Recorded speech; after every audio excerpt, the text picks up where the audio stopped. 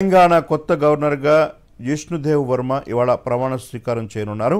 రాజ్భవన్లో బుధవారం సాయంత్రం 5 గంటలకు గవర్నర్గా పదవి బాధ్యతలు చేపట్టనున్నట్లు రాజ్భవన్ పేర్కొంది. హైకోర్టు ప్రధాన న్యాయమూర్తి అలోక్ అరాధే ఆయనతో ప్రమాణం చేయించనున్నారు. ఇన్ఛార్జ్ గవర్నర్గా ఉన్న సిపి రాధాకృష్ణన్ స్థానంలో జిష్ణుదేవ్ వర్మ బాధ్యతలు చేపట్టనున్నారు. రాధాకృష్ణన్ సోమవారం రిలీవ్ కానున్నారు. రాధాకృష్ణ మహారాష్ట్ర గవర్నర్గా నియమితులయ్యారు. త్రిపురకు చెందిన జిష్ణుదేవ్ వర్మ 1957 ఆగస్టు 15న జన్మించారు.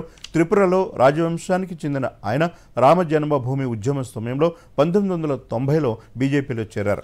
అప్పటి నుంచి పార్టీలో కీలకంగా వ్యవహరిస్తున్నారు. 2018 నుంచి 2023 వరకు త్రిపురలో బీజేపీ నేతృత్వంలోని సంయుక్త ప్రభుత్వంలో ఉప ముఖ్యమంత్రిగా, రాష్ట్ర ఆర్థిక, గ్రామీణ, విద్యుత్ శాఖల మంత్రిగా పనిచేశారు. అయితే 2023 అసెంబ్లీ ఎన్నికల్లో జిష్ణుదేవ్ వర్మ సహజాలలో జిల్లాలోని చరిలం నియోజకవర్గం నుంచి పోటీ చేసి ఓడిపోయారు. బ్యాడ్మింటన్ అసోసియేషన్ ఆఫ్ ఇండియా అధ్యక్షుడిగా ఉన్నారు. మరోవైపు జిష్ణుదేవ్ వర్మ రచయిత కూడా. ఆయన ఇటీవల ఓ పుస్తకం విడుదల చేశారు.